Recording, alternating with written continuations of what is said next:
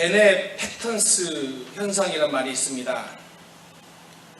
여러 사람이 일을 할 때 그 일에 성공을 하면 자신이 결정적인 역할을 했다고 생각하는 반면에 그 일이 실패하면 남의 실수 때문이라고 생각하는 사고방식을 베네팩턴스 현상이라고 말을 합니다.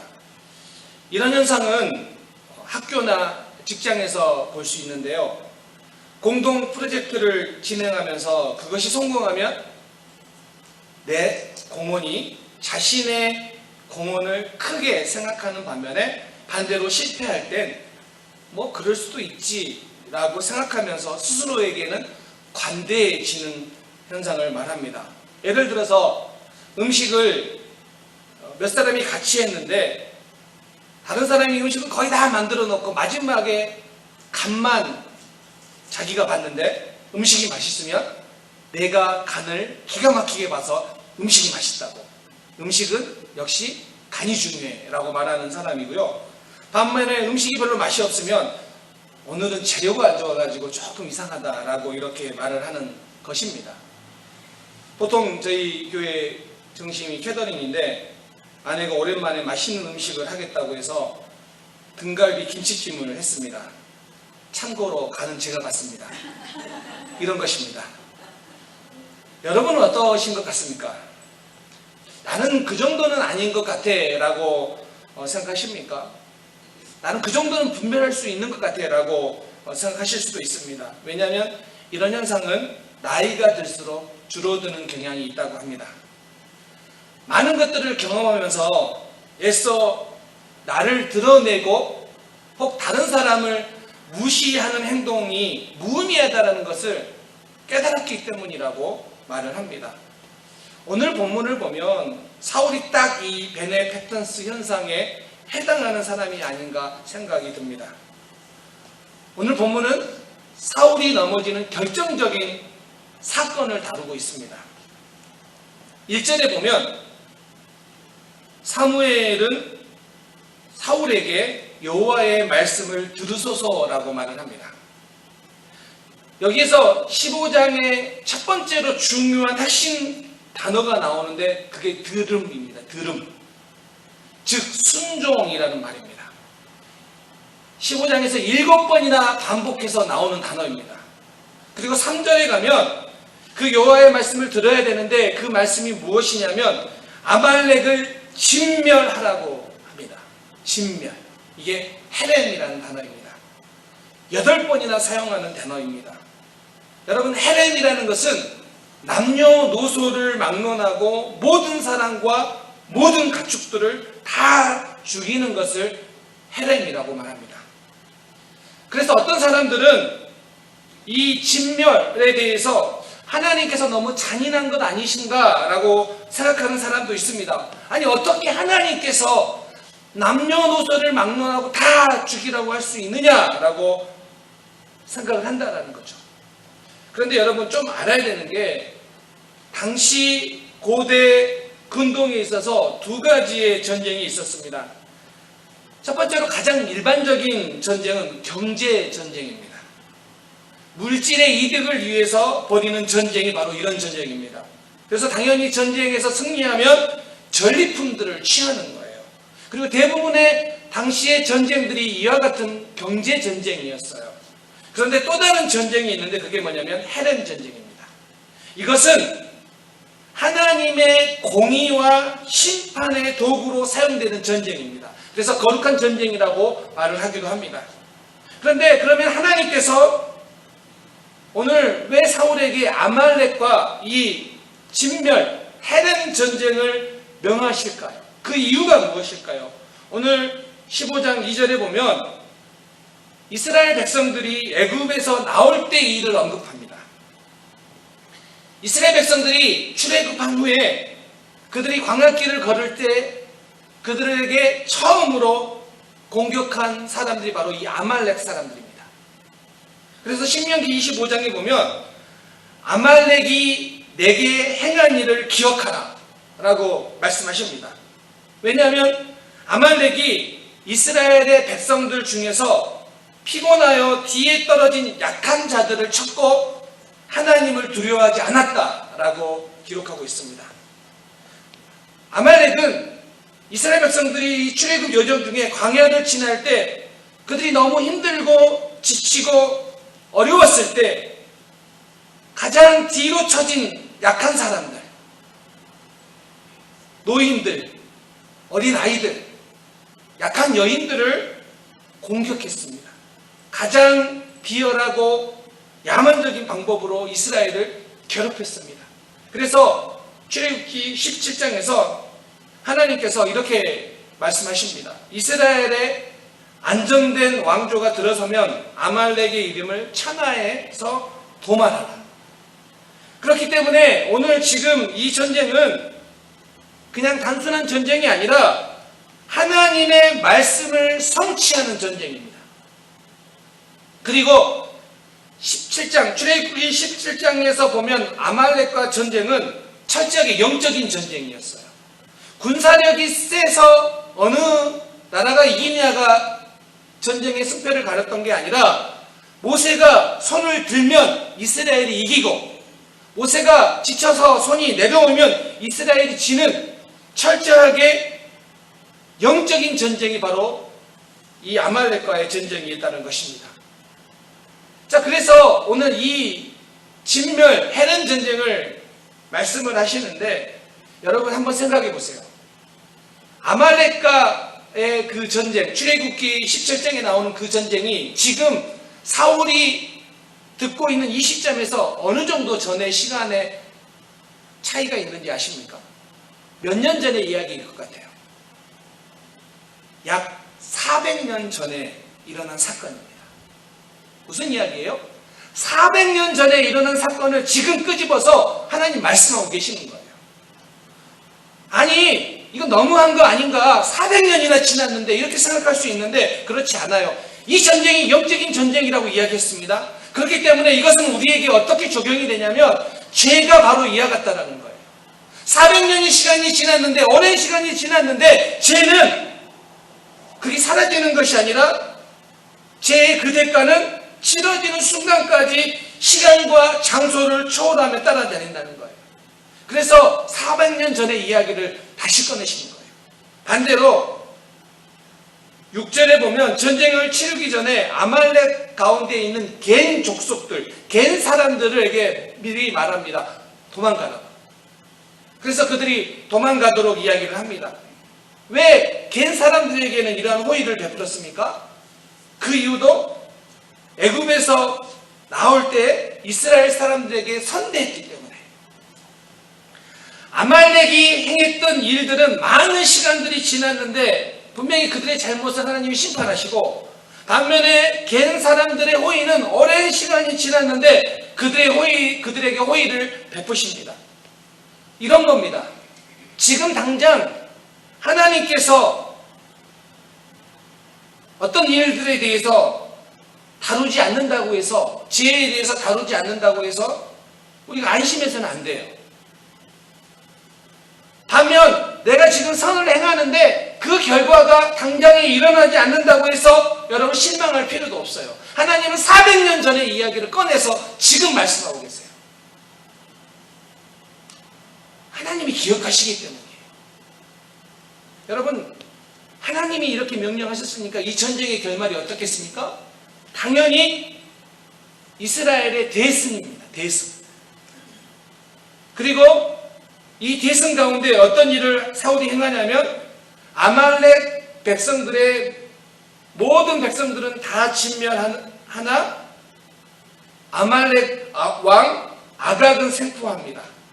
그리고 짐승들 중에서도 좋은 것은 남겨둡니다. 그래서 이렇게 이야기합니다. 사울은 가치가 없고 낮은 것을 다 진멸했고 좋은 것만, 가치가 있는 것만 남겼다라고 합니다. 그런데 문제가 여기서부터 시작이 됩니다. 사울이 이렇게 다 죽이고 왕만 남겼고 좋은 것만 일부만 남겼는데 하나님께 순종하지 않았다는 책망을 듣습니다. 여러분, 사울의 이런 행위가 여러분은 조금 이해되십니까? 진멸하라고 했는데 왕만 남겼으니까 그래도 99.9% 들은 거 아니겠습니까? 여러분 어느 정도 저는 사울의 이 상황이 이해가 안 되는 건 아닙니다. 왜냐하면 거의 다 진멸했고 오직 왕과 일부 짐승들만 남겼는데 그 짐승들조차도 제사하기 위해 남겼다는 거예요. 그런데 여러분 사울이 이렇게 생각할 수 있지 않겠습니까? 왕을 생포했으니까 어떤 일이 일어나겠습니까? 지금 이스라엘 백성들이 아말렉 왕을 생포했으니 그들의 사기가 얼마나 높아지겠습니까? 왕의 이치가 얼마나 단단해지겠습니까? 너무 유익한 거 아니겠습니까? 반면 좋은 짐승들은 제사를 하기 위해 남겼다고 이야기하니까 이 짐승들도 곧 제사를 위해 죽이는 거 아니겠습니까? 그리고 아말렉 왕 아갑도 곧 공개 처형하는 거 아니겠습니까? 그러면 시간의 차이뿐이지 다 진멸할 그런 상황 속에 들어가지 않겠습니까? 이렇게 이야기하면 충분히 납득할 수도 있는 이야기 아니겠습니까? 그래서 사울이 아마도 어쩌면 우리과 같은 생각으로 이런 걸 남겼을 수도 있다고 생각합니다. 예를 들어서 이런 것이죠. 제가 미국의 유학생 시절에 그때 한 목사님이 저에게 운동을 같이 하자며 본인이 비용을 낼 테니까 골프 치러 가재요. 제가 골프를 경험이라도 한번 해보자 하고 따라갔습니다. 근데 그 골프장이 오후에 가면요 3불을 내면 3불을 내면 마음대로 칠 수 있는 9홀짜리 골프장이에요. 이렇게 말하면 골프 안 치는 사람은 뭔지 잘 모르는데 쉽게 말하면 이거요. 아주 조그맣고요. 아주 안 좋은, 그러니까 3불 받죠. 골프장이라고 말하기도 어려운 곳이에요. 그런데 당시 저는 옷도 신발도 없어서 그냥 제 입고 있던 거 입고 갔는데요. 결정적으로 저에게 없었던 게 뭐냐면 골프채예요. 그래서 같이 간 목사님이 골프채가 없다고 하니까 자기 집에 있는 걸 하나를 가져오겠대요. 가져왔는데 여성용이에요.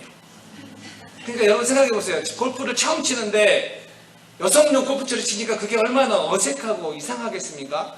저도 이상하더라고요. 그래도 그냥 경험이니까 했는데 그렇게 골프를 한번 쳐봤어요. 그리고 나서 어느 날 골프채가 생겼어요. 중고 골프채가. 근데 이게 쓸 데가 없는 거예요. 지금까지 한 번도 쓴 적이 없어요. 집에 짐은 점점 많아지고 아내는 자꾸 그걸 버리라는 거예요. 그래서 제가 버리려고 내놨어요. 근데 쓰레기통에 가기 직전에 딱 보는데 우뚝 쏟은 두 개의 채가 딱 눈에 들어오는 거예요. 그래서 제가 아내 몰래 두 개의 채만 쭉 뺐어요. 그리고 아내가 물어보는 거 들켰어요. 또 그거를. 그게 뭐냐고 그랬더니 제가 그렇게 말했습니다. 아니 혹시 도둑이라도 들어오면 안 되니까 우리 가지고 있어야 된다. 그런데요, 이 골프채 조만간에 버릴 거예요. 왜요? 쓸데없거든요. 앞으로 이 골프채를 쓸 일이 있겠습니까? 그런데 제가 왜 뺐을까요? 혹시나 우리 여자 지사님들 종종 교회에서 나눔 장터 하잖아요. 근데 그때 나누기 위해서 짐을 이렇게 보다가 이거 나눠야지 했다고 뺐는데 딱 보니까 어느 날 갑자기 이게 좋아 보이는 거예요. 갑자기.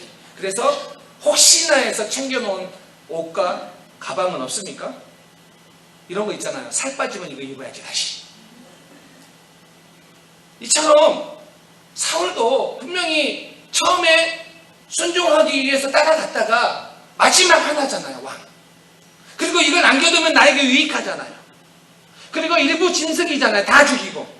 그 짐승 하나님을 위해 제사하면 좋잖아요. 그러니까 너무 좋은 핑계, 너무 좋은 명분이 있는 거 아니겠습니까? 그런데 이 모습을 보고 하나님이 뭐라고 말씀하십니까? 사무엘에게 그렇게 말씀하십니다. 내가 사울을 왕으로 세운 것을 후회한다.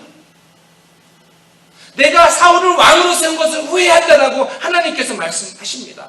여기서 조금 혼란스럽습니다. 하나님이 후회하신다니요. 그러면 하나님이 뭔가 잘못하셨기 때문에 지금 후회하고 계신 겁니까? 여기에서 후회하다로 번역된 히브리어가 니함티라는 단어인데요.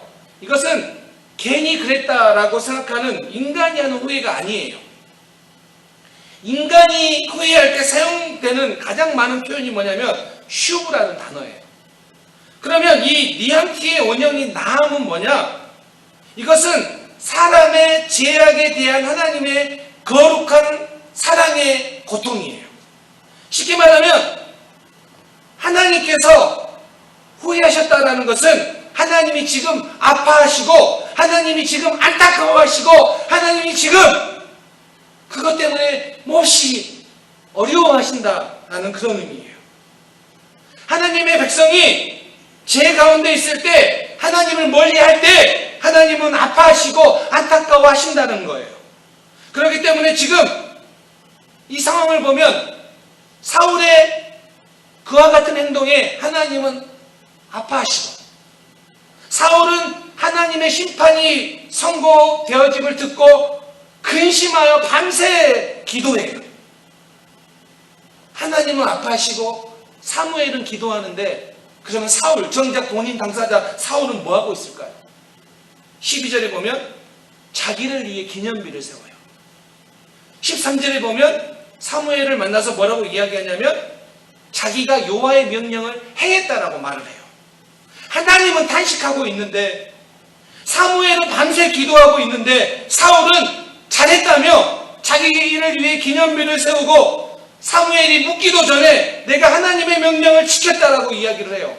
저는 그런데 이 이야기를 보면서 정말 두려운 게 이런 겁니다.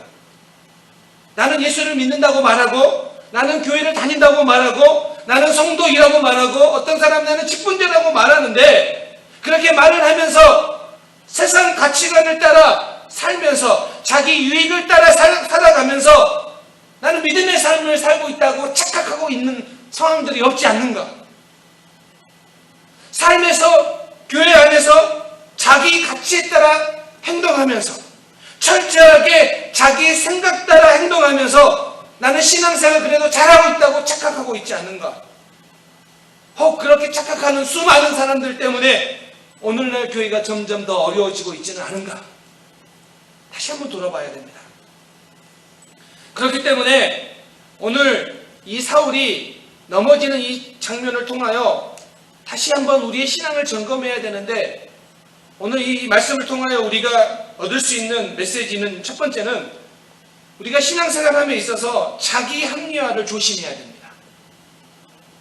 오늘 본문에서 사울이 변명하는 것을 잘 봐야 되는데 뭐라고 변명을 하냐면 왜 왕과 이 짐승들을 남겼냐라고 이야기를 하면 이렇게 이야기를 합니다. 13절에서 보면 내가 여호와의 명령을 행하였느니라 라고 말을 하면서 백성들이 하나님께 제사하기 위해 남긴 거라고 이야기합니다. 사울의 주장이 뭐예요? 나는 명령을 지켰고 백성들이 남겼다고요. 서론에서 이야기했던 베네펙턴스 현상 이거 아닙니까? 나는 명령을 지켰다. 이 전쟁에서 나는 지켰다. 그런데 백성들이 남겼다. 뭐 하려고요? 제사하려고. 여러분 정말로 사울이 제사하기 위해 이 짐승들을 남겼을까요? 그렇다면 그 마음도 우리가 참작해 줘야 되는 거 아니겠습니까? 그런데요 9절에 남기다라고 번역되는 히브리어가 항알이에요. 그런데 이 말 안에는요 아까워하다라는 의미도 포함되어 있어요. 그러니까 지금 사울에게 있어서 하나님의 뜻에 순종하기 위해서가 아니라 결과적으로 어떤 성공의 결과물을 만났는데 그것이 생겼는데 그걸 포기하기에는 너무 아깝다라는 거예요. 그래서 사울은 이것을 제사하기에 남기면 괜찮지 않을까라고 그렇게 아까워서 그렇게 합리화하면서 이것을 남겼을 가능성이 높다라는 거예요. 그런데 문제는 이러한 사울의 모습이 오늘날 교회 안에 많이 있다는 거예요. 예수를 믿어요. 그런데 자기 스스로 합리화해서 자기 눈에 보기에 좋은 것은 절대로 포기하지 않는 것. 그게 사울이에요. 예수를 안 믿는 게 아니에요. 예배를 안 드리는 게 아니에요. 예배를 드리고 예수를 믿는다고 고백하는데 그러나 내가 여전히 포기하지 못하는 세상의 가치, 그것은 내가 너무 좋아하는 그 가치는 절대 내려놓지 않으면서도 예수를 믿고 있으면서도 나는 그래도 잘 믿고 있다라고 생각하는 그런 모습들이 오늘날 교회 안에 너무 많지 않은가? 그것이 세상 사람들이 교회를 볼 때 교회 다니는 사람이 나와 다를 바가 없다, 나와 다른 게 무엇이냐라고 말하는 그 지점이 아닌가 다시 한번 점검해야 됩니다. 여러분, 우리는 다른 가치를 가지고 살아가는 사람입니다. 그 가치를 포기해서는 안 돼요. 예수 그리스도가 우리의 가치인데 그 가치를 포기해서는 안 된다는 거예요. 그 어떤 것도 예수 그리스도보다 앞설 수는 없습니다. 아담을 볼까요? 아담이 죄를 짓고 나서 하나님께서 책망하시자 아담이 뭐라고 말한지 여러분 기억하세요? 아담이 누구를 탓했냐면요, 하나님과 하와를 탓했어요. 하나님이 주셔서 함께한 여자가 주어서 먹었다, 이렇게 말을 합니다. 그러면 하와는 누구 탓을 하는지 아세요? 하와는 뱀 탓을 해요. 뱀이 자기를 끼워서 먹었다는 거예요. 여기에서 타락한 인간이 얼마나 자기 자신을 합리화하기 쉬운 존재인 줄 우리는 알 수 있어요.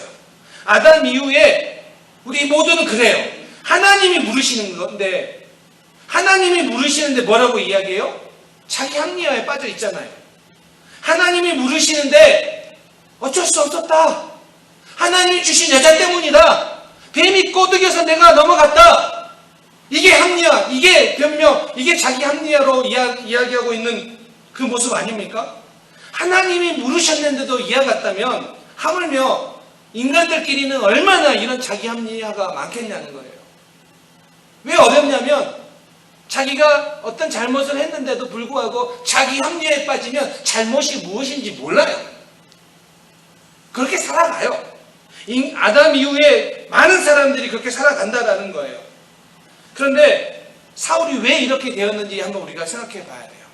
사울이 왜 이렇게 되었냐면 한 장 전 14장 후반부에 가면 사울의 업적을 기록하는데 47절에 사울이 이스라엘 왕위에 오른 후에 사방에 있는 모든 대적 곧 모압과 암몬 자손과 에돔과 소바의 왕들과 블레셋 사람들을 쳤는데 향하는 곳마다 이겼고, 이것 때문입니다. 14장에서 전쟁하는 곳곳마다 이겼고 15장에서 아말렉과의 전쟁에서 대승을 했어요. 그렇게 사울이 전쟁에서 승리를 경험하는 동안, 그동안 많은 것들, 많은 결과물들이 생기는 동안에 사울이 어떻게 되었습니까? 교만해졌다라는 거예요. 우리가 사울을 보면서 다시 한번 점검해야 되는 게 이런 모습 아니겠습니까? 은혜가, 하나님이 주신 복이 처음에 그것들을 경험하면 우리는 감사해요, 처음에는. 그런데 그 은혜가 반복되고 그 복이 또 반복되면 우리는 익숙해져요. 익숙해지다가 어떻게 되냐면 무뎌져요. 그러다가 어떻게 되냐면 그것이 자신의 능력 때문이라고 생각해요. 이게 딱 사울이 15장에서 넘어진 그 지점, 교만의 지점이에요. 그렇기 때문에 우리는 우리의 일상 속에서 하나님의 은혜가 얼마나 크신지를 늘 경험하고 고백하며 살아가는 게 너무 중요합니다. 두 번째는 사울이 경험한 그런 자기 합리화에 빠지지 않기 위해서는 어떻게 해야 됩니까? 우리의 삶에서 하나님의 목소리, 하나님의 말씀이 들려야 됩니다. 14절에서 사무엘이 사울에게 묻습니다. 내 귀에 들리는 이 양의 소리와 내게 들리는 소의 소리는 어찌 됨입니까? 여기서 중요한 게요, 양의 소리와 소의 소리, 이 소리가 히브리어로 콜이라는 단어예요. 그런데 이 단어를 반복하는데요, 1절에서 여호와의 말씀을 이라고 할 때 이 말씀을 이라는 단어가 레꼴 띠브레라는 단어인데, 사실은 이 말씀은 말씀이라고 하는 다바르와 목소리라고 하는 콜을 섞어서 썼어요. 그러니까 사실은 하나님의 말씀을 콜로 의미하면 지금 사울은 하나님의 소리, 콜을 들어야 되는데 아말렉에 속한 모든 소리, 양의 소리, 소의 소리, 이 콜을 듣고 있는 거예요. 지금 사울은 하나님의 소리를 들어서 이 소리가, 아말렉의 소리가 안 들리게 해야 되는데 사울이 이 소리들을 살려둠으로 인하여 어떤 현상이 일어나고 있냐면 이 소리 때문에, 이 아말렉의 소리들 때문에 하나님의 소리, 콜이 안 들리는 거예요. 그래서 사무엘이 순종이 제사보다 낫고 듣는 것이 수양의 기름보다 나으니라고 말합니다. 비로소 이렇게 변명으로 자기 합리화로 일관하던 사울이 24절에 가면 내가 백성을 두려워하여 그들의 말을 충종하였습니다 라고 이야기합니다. 여기서 다시 한번 소리, 콜이라는 단어가 등장합니다. 사울이 왜 하나님의 소리, 이 말씀을 못 들었느냐? 백성들의 소리 때문에. 그 소리가 두려워서 못 들었다는 거예요. 여러분, 백성들을 두려워하는 사울이 얼마나 우둔하고 미련한 모습을 보여주는지 이 장면에서 나오지 않습니까? 자, 그런데 이렇게 사울이 이제 회개한 것 같은데 30절에 딱 가면 어떻게 이야기하냐면 사울이 이르되 내가 범죄하였을지라도 이제 청하옵나니 내 백성의 장로들 앞과 이스라엘 앞에서 나를 높이사 나와 함께 돌아가서 내가 당신의 하나님 여호와께 경배하게 하소서 하더라. 사울이 자신이 죄를 지었지만 백성들과 장로들 앞에서 나를 높여달라고 사무엘에게 부탁합니다. 왜요? 끝까지 백성들의 소리가 두려운 거예요. 끝까지 하나님의 소리보다 백성들의 소리가 더 중요한 거예요. 지금 사울은 하나님 보시기 어떠한가가 아니라 끝까지 사람들 보기 어떠한가에 빠져 있는 거예요. 여러분, 오늘 많은 사람들이 하나님 보기 어떠한가 보다 어디에 더 많이 초점을 두고 있습니까? 사람들 보기 어떠한가. 그래서 자꾸 사람들 소리에 민감해요. 그런데 그 사람들의 소리가 커지면 커질수록 어떤 소리가 안 들려요? 하나님의 소리가 안 들려요. 지금 사울은 거기에서 실패했어요. 그렇게 잘못을 지적하는데도 불구하고 끝까지 뭐라고 이야기합니까? 나를 백성들과 장로들 앞에서 높여주소서. 지금 회개하고 하나님 앞에 눈물 흘려야 할 때인데 뭐라고 이야기하냐면 나를 높여달라고 이야기하는 거예요. 그 소리가 너무 중요했기 때문에 정작 들어야 될 하나님의 소리를 못 듣고 있는 거예요. 저는 이 사울의 모습을 보면서 다윗이 생각이 났습니다. 다윗은 우리가 잘 알다시피 부하가 전쟁에 나가 있는데 그 사이에 어떤 일을 했습니까? 그 부하의 아내를 취하는 죄를 지었습니다. 그리고 결국에는 그 부하까지 죽게 만드는 그런 살인까지 가담합니다. 지금 오늘 사울, 왕과 조금의 짐승들을 남긴 사울과 간음과 살인의 죄까지 연루되어 있는 다윗을 비교해보면 누가 커 보입니까? 누가 더 큰 범죄를 저지른 것처럼 보입니까? 묻지 않아도 당연히 간음과 살인의 죄가 더 커 보이지 않습니까? 그런데 여러분, 당연히 다윗의 죄가 더 커 보이는데 하나님은 다윗을 버리지 않으셨어요. 하나님은 다윗에게 왕에서 내려오라고 하지 않으셨어요. 그런데 사울에게는요, 뭐라고요? 후회한다고요. 그리고 그 왕의 자리를 다른 사람에게 주겠다고 이야기하세요. 무엇의 차이일까요? 무엇이 다윗과 사울의 차이일까요? 바로 그 차이가 어디 있냐면 사울은 책망을 들었는데 자기 합리화. 다윗은 그 책망을 들었을 때 돌이켜 회개했다는 거예요. 한 번 회개하고 끝나는 것이 아니라 매일 침상이 젖을 정도로 하나님 앞에 나갔다는 거예요. 여러분, 이게 다윗과 사울의 차이입니다. 사랑하는 성도님들, 하나님의 말씀이 들려지시기를 바랍니다. 하나님의 말씀이 세상의 소리보다 더 크게 들려지시기 바랍니다.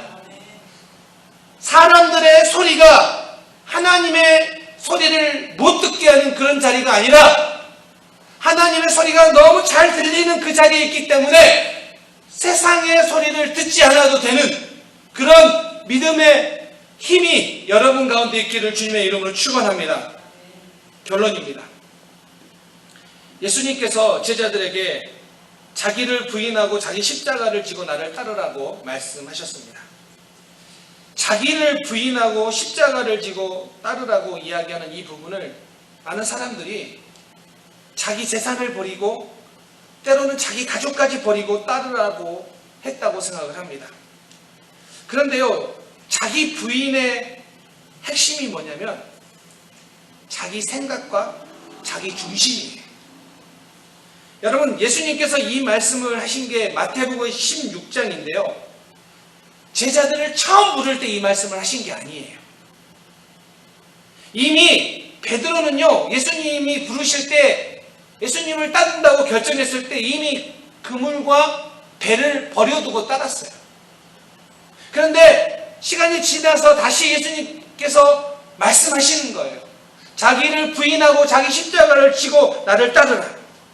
그러면 그물도 버렸고 배도 버렸는데 아직까지 버리지 못한, 아직까지 부인하지 못한 게 뭐가 있었을까요? 베드로에게, 제자들에게.